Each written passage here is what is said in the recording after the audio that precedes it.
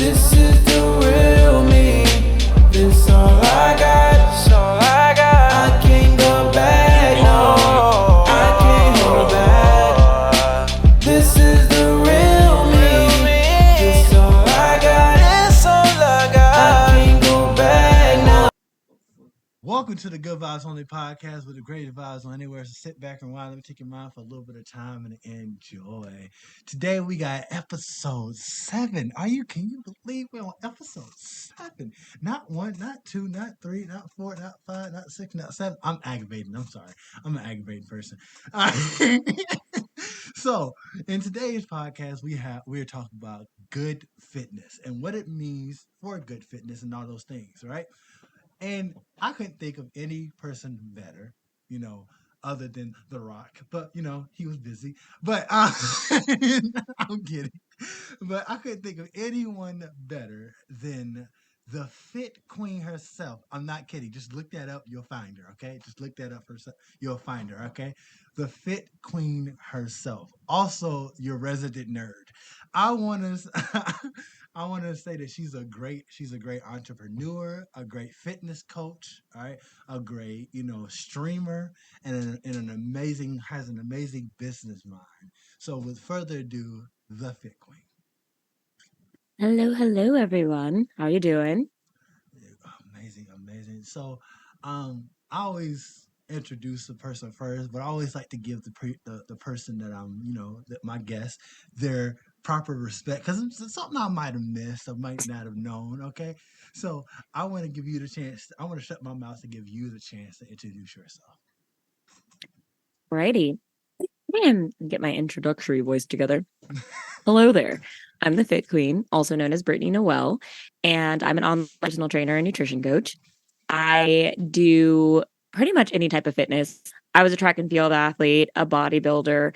I did beauty pageants. I've trained professional athletes, children, older people. I don't want to say older people, people that have been injured. So I have a large history of training, and then I've trained celebrities as well at my old gym. I used to work for Equinox, and so now my whole business is online, which is great. I still have some of my celebrity clients that I see in person, and then as was mentioned previously, I do consider myself an all-around nerd. So when I do live streaming, we usually talk about Harry Potter, Disney, all nerd things. I am a recent weeb. I now love my animes. So yeah, that's pretty much the basics. I call myself like half jock, half nerd. Definitely shout out to all the other jock nerds out there. Woo-woo. And yeah. Oh, so before we get into like deep into this fit thing or like deep into fitness, right? And before we get into deep into fitness, I, for one, have never in my life met someone who knows as much about Harry Potter. I have never in my life known someone who loves Harry Potter as much as you love Harry Potter. So I want to Well, know. you have other people to meet because I didn't think so either until I went on that show. And when I tell you there are people that know Harry Potter, there are people that eat, sleep, breathe Harry Potter. Wake up. Are there any updates in the Harry Potter universe? Yes. I'm like 424 Harry Potter. They are 24/7. I'm like 4/7, 8/7. Just like 4 days. They're all day, every day. 4 hours, 7 days. Yeah, I'm like 4 hours, 7 days a week. Yeah, that's where I'm at in the Potter space. I have a balance, again, the jock nerdness. I know a lot of Harry Potter stuff, but I'm not socially awkward. No offense to those that are, but I'm here the good vibes. We like to promote, good vibes. Good vibes. Okay. Exactly. I know how she meant that, and I agree with how she meant that. I agree with how she meant that. So my thing is, my question with Harry Potter is like, what brought you into this world? What caught your eye? There had to be something, because Harry Potter ain't lifting weights. All right, so they do play Quidditch though. I feel like that's athletic. It is. Quidditch is definitely an athletic sport. Okay, I'll give you that. That is a very athletic It's sport. athletic sport. They probably lift weights, we just don't see it. Like I'd imagine like the beaters are really, working on their strength. We just don't ever see Fred and George in the weight room. But I'm sure there's got to be some like way to lift weights with magic. Just conjuring weight onto their own body so they That can would be lift it like great. If I could use magic to lift weight, that would be extremely cool. So what brought you on to like Harry Potter? What got you, I would say, kind of obsessed, but not really obsessed. What got you obsessed with Harry Potter? Okay, so my Potter journey is a little bit than other people. I was always the kid that doesn't like to do what other kids did. So I always loved like witch wizard things. I was a fan of like Sabrina the Teenage Witch and all that stuff. Yes. So when Harry Potter first came out, I refused to read the books, refused because I didn't like to do what other kids wanted to do. So I didn't really get into Harry Potter till they became movies. And I liked the movies. I thought they were good. Went to go see all them, but I wasn't obsessed with it at the time. I just really liked it. And then I would say when I got into my 20s, my mid 20s, I started a job that I had to work really far away. So I started listening to audiobooks and I was like, you know what? Let me get these Harry Potter books. Oh my gosh. Jim Dale, amazing. Shout out to him. So once I actually listen to books, which is my equivalent to reading them, I realized how much deeper the whole Harry Potter thing was. I didn't realize until then that there was this huge Harry Potter community of people my age where they had like, MuggleNet and like theories and all this stuff. And I was like, I didn't know that it was this deep. And then I started to make more friends when I was older that were really into it. So we went to the theme parks and stuff. So it spiraled from there. Also being older, I had my own income, so I could start purchasing more apparel, purchasing more things, having more time to go deeper into the verse. So that's pretty much how I got more into it. And it's so different reading the series as an adult than as a teenager because there's certain things as a teenager you were to in Harry Potter, and then there's certain things as an adult. It's nice to go back to your childhood times when you're dealing with like harder adult issues. That's what I like about Harry Potter is that it has a lot of metaphors and things that work really well for different stages of your life. So sometimes it can help someone, a child who has to grow up a little bit faster, it can help them kind of cope with that. And then as an adult, you can kind of warp back to your childhood of like, oh yeah, like, I remember going through that. Or even there's some things like people dying when you get older that you're like, oh man, like so this is how Harry felt, and you can go back to those other books. So it's been very interesting, like the Potter journey as an adult versus as a teenager. So that's what I really like about it. It's like this forever coming to age story. My so I would say that that's kind of like the same journey I had with like WWE. I know we all watched WWE when we were younger, but for me, let me tell you something. I have not missed a episode of Monday Night Raw since I was 8. I'm 25 now. I have not missed an Wow. episode. I I I have missed a few episodes that I refuse, and it's only because I refused to go back and watch them because I knew what was going to happen. That was the only reason why I didn't watch those episodes of SmackDown. All right, but my journey, I guess my powder journey, I guess that's what you would call it. My journey is not at all the same with Harry Potter as yours. My journey with Harry Potter was I did not like any of them except for the what was the one with they were in the maze, the movie where they're in the maze. I want to Goblet of Fire, the yes, fourth one. yes, that is the one that got me. I had watched every one before that because my mom said The this is. disrespect. And listen, my mom was like, "This is the only movie." I'm not gonna lie. I was like, sort of, kind of like forcing the Harry Potter. My mom had made us watch it because it was the only movie at the time where she felt it was safe.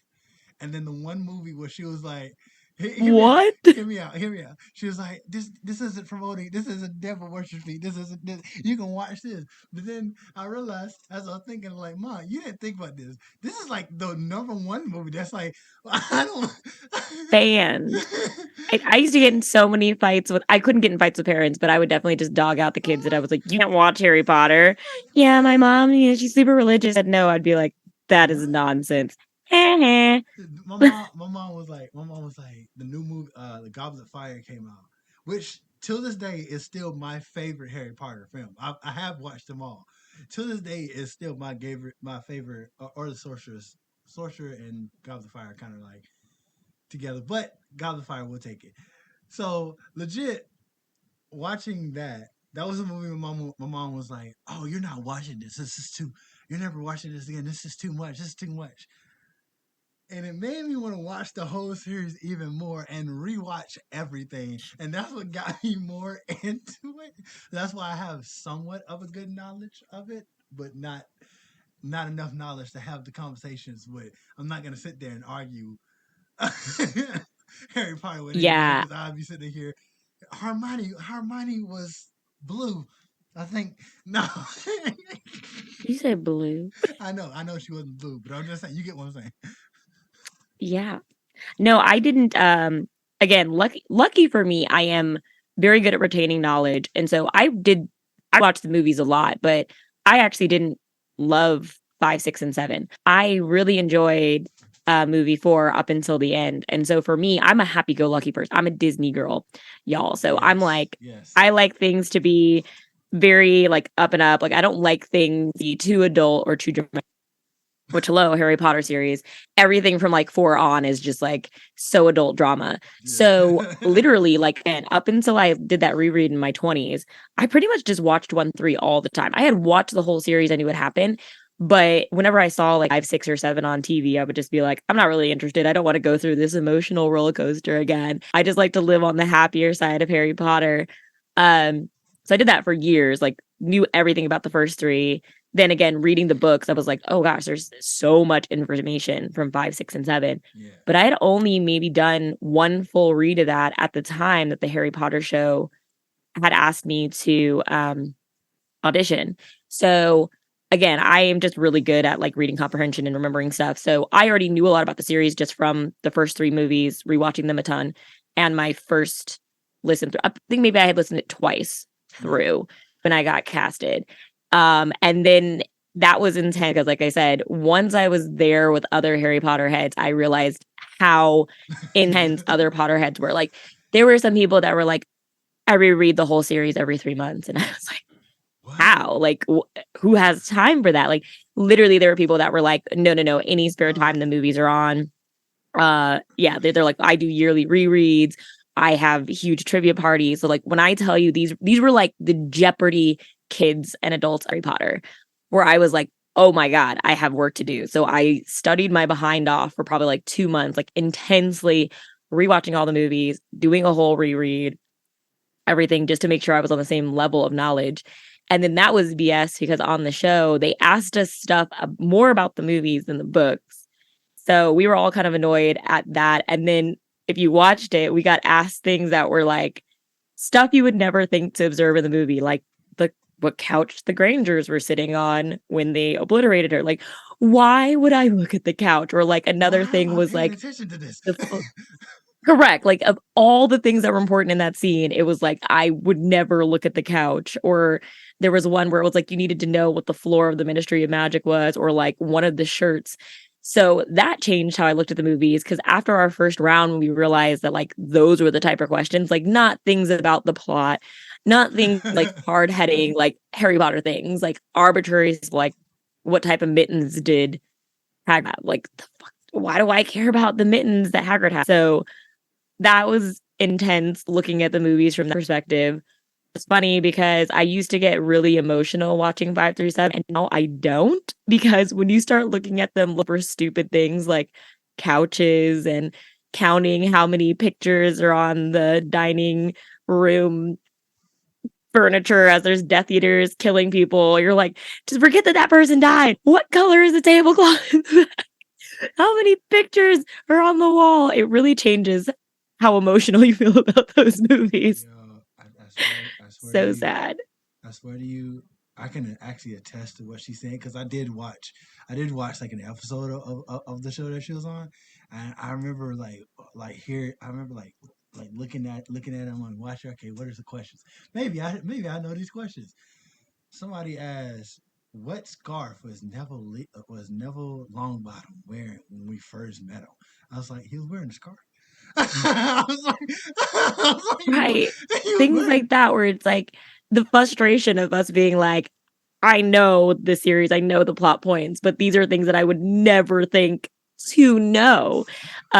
So it killed our studying completely because it's just like, oh, this is just ridiculous. And I say it like as if I got a college degree in Harry Potter. Like that's how I felt. I was like, I feel like I am sitting for a final exam at UCLA on Harry Potter. And the level of knowledge that we needed to know was absurd. But yeah, so now I know a lot of important Harry Potter facts and ridiculous Harry Potter facts. Like, okay. How many people were in this scene? 25. 25. 32. Forget important people died. There was 25 people in the background. This is what happens when two nerds get into a podcast. We're going for 15 minutes about Harry Potter. Anyway, okay, bring it back. This is about fitness, people. Yeah, I don't know if y'all out here notice this, but the podcast almost got switched on the spot. Anyway, turned to the Potter podcast. Almost turned to Swish and Flip. Almost got switched because I was just about to bring up WWE, and I'm like, I'm that person with WWE. I know everything. Like I don't just watch it, I know it. So I was about to get this. So let's just get into it. So I want to ask the same question, but when it comes to like fitness, because I know a lot of people like the biggest problem when it comes to fitness is like, I gotta get fit. Shit. I gotta get fit. So I wanna know what really got you into like fitness. I've been an athlete my whole life. My dad was an athlete, and then I have an older brother. So I was a little sister that was like watching my brother try to be the athlete my dad wanted him to be. So and I'm like, Trey doesn't want to do it. I could do it.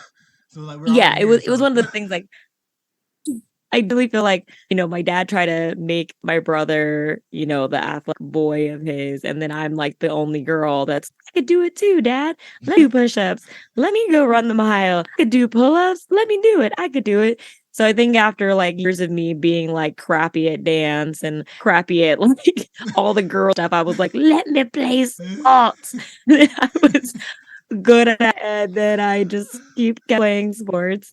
And then I was really working hard to be good at track and field. I really wanted to go to the Olympics. So I got very serious about like doing all the things to do to maximize my performance. So learn a lot about nutrition, learning a lot about recovery, weight training, pretty much everything that I could do to make my body best. Because with me in track and field, like I was very talented, but I also wasn't as naturally fast as some other people.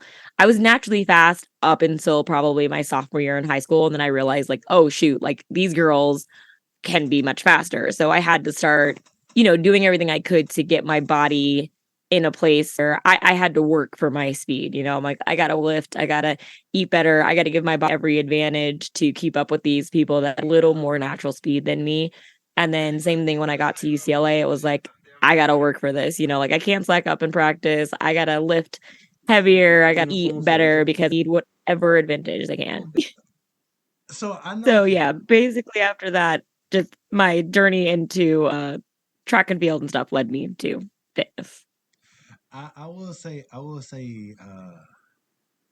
have this weird journey when it comes to fitness, and I will say it's a weird journey because I have this weird relationship with everything. Right, everything I'm good at. Let me explain. Everything that I'm good at is not because I want to. It's not because I might be passionate about it or passionate about like doing it. I'm not passionate about like being fit. I'm just fit because I'm too competitive. I'm just fit because I'm in the army and I'm too competitive. I don't like to be beat by other people. All right, that's fair. If you put me in a scenario, if you put me in a situation to where I no longer have to be fit, I probably won't be. But I'm not kidding y'all. I am so competitive. It's bad. It's horrible. I'll pass out before I let someone beat me.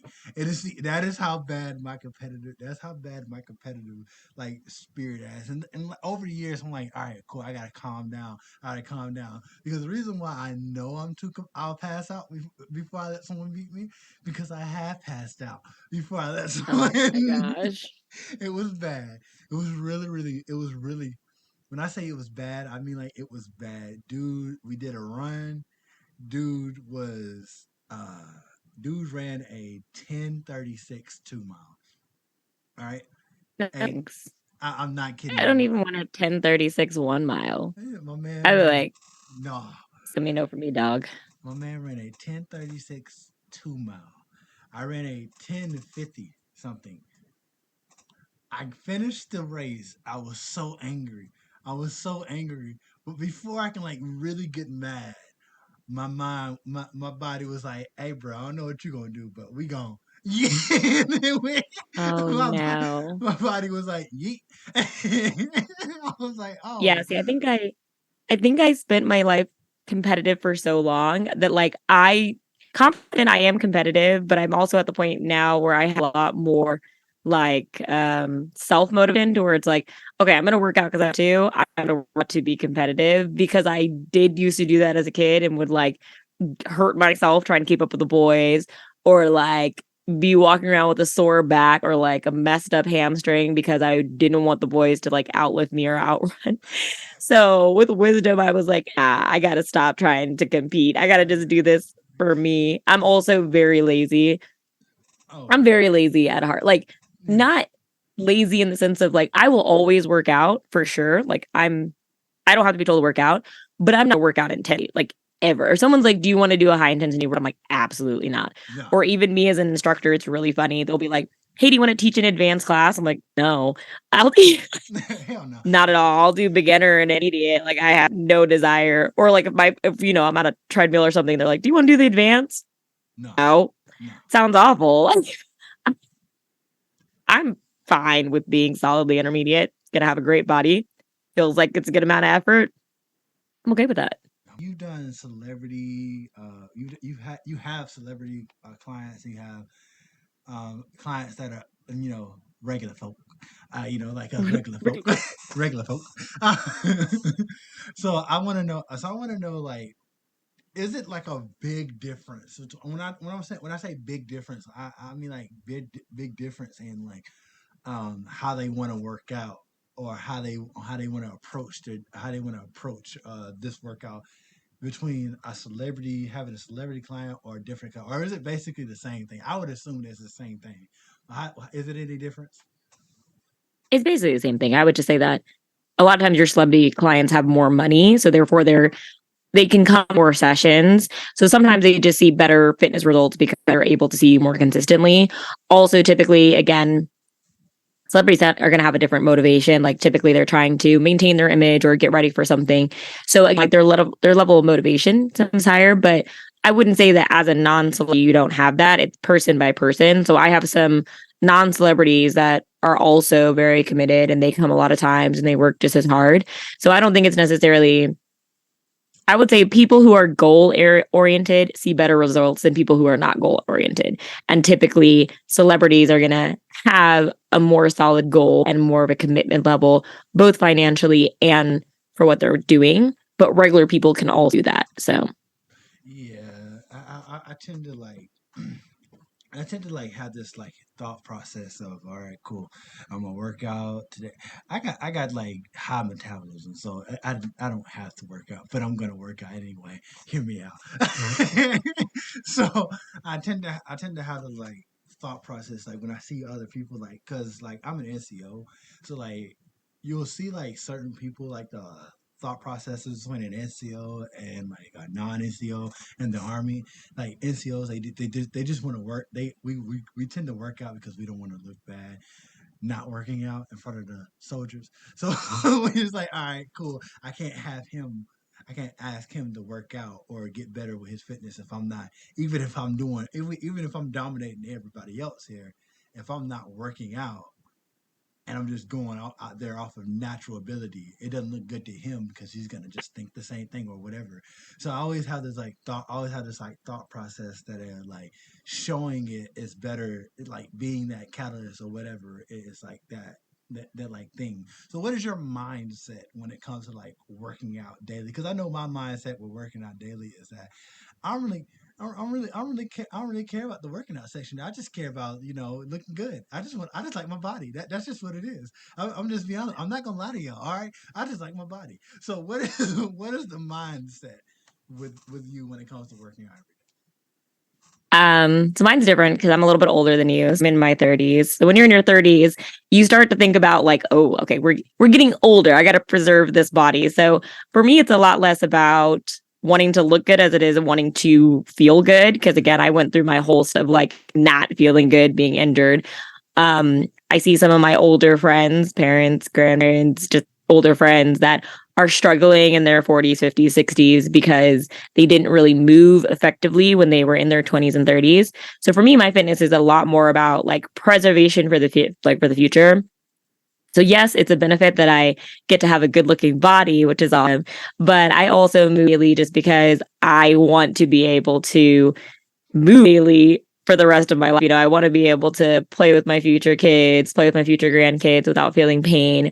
I don't want to have to be in a home with someone taking care of me. So if I can do the things now to preserve my body, that's more motivation for me than just looking good in a bikini. Yes, looking good in a bikini is important, but also just being able to have mobility, have pain-free range of motion. When you've been in pain or you've been in such pain that you cannot move, it's like you feel so grateful for like, oh, I can get up and go for a walk today. I absolutely need to do that. I've been there when like I've had such bad back pain or hip pain where it was like, okay, I can do nothing but sit here, and even sitting down hurts. So that's not any fun.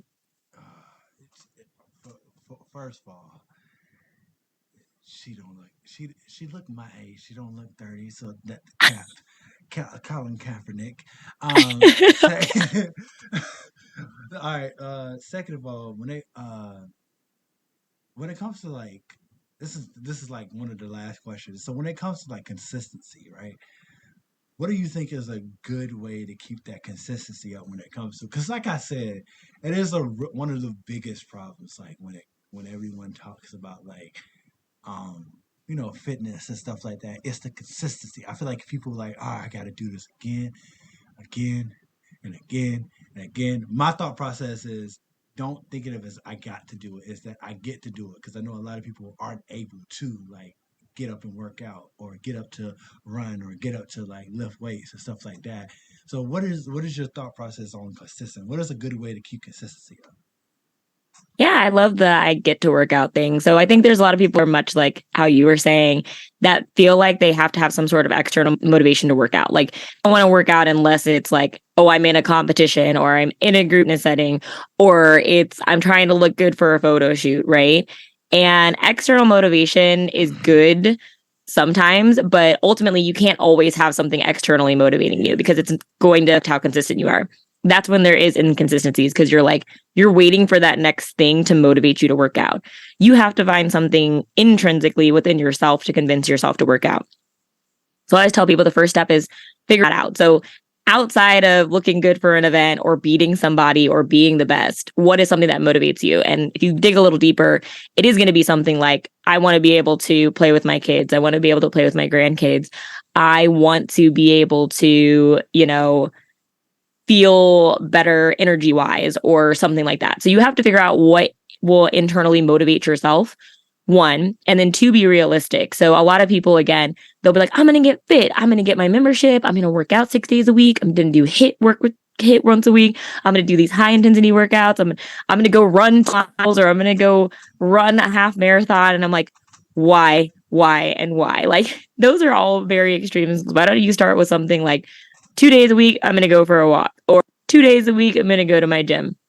Start with a beginner fitness class, move up to intermediate. Like a lot of people think that like you're not doing enough with fitness if you're not sweating or almost dying. Like, no. It doesn't mean you have to almost die every time you work out. Like that could be something that happens once a week or once a month, but especially when I'll say a lot of women are like that too, where they feel like, oh, I got to go do HIIT. Like I have to be sweating and do super intense or I'm not going to lose weight. And it's like, no, you can't just be on go all the time. If you think of it like a vehicle, right? Think of your body the same as like a really expensive car. You can't just sit there and like press hard on the pedal and like burn out your engine for like Lamborghini or Ferrari. Like that's ridiculous.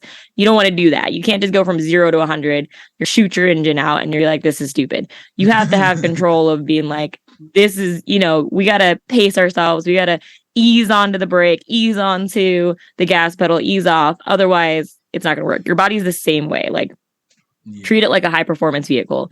You got to maintain it. You can't take it out too much. It looks good when it's out, but like you got to pay for it. You got to clean it up. There's a lot of stuff that goes along with having a high performance vehicle. Think of it the same way. You got to treat her like her meter diamond. So exactly. Inside joke. Yeah, if you get it, you get it. Anyway, so last thing before we leave, I always like to give my guests like this opportunity to like, I guess, speak to the people, because I done took the time. I took the time away from them.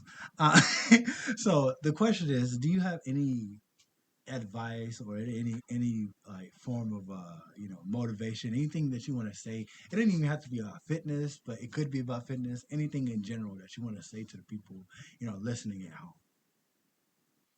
home. Just find that makes you happy, whether that's professionally, whether that's with your fitness goals. You're going to be a lot more successful in life if you're doing things that genuinely make you happy versus things that make other people happy or things that you've been told you're supposed to do. If you can't figure out a way to like work out, but it be something you genuinely enjoy, you're not going to stick with it. That's the same thing with your jobs. That's the same thing with everything. So you have to spend time truly understanding yourself, understanding what's going to make you happy, what's going to motivate you. And the sooner you're able to do that, the more consistent you'll be with everything in your life. Like, period. I love that. Okay.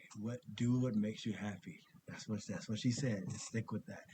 And until next time, I want to thank everybody for being here. I want to thank my guest, the Fit Queen, for being here. And until next time, much love, peace, and soul food, baby. Bye. This is the real me. This all I got.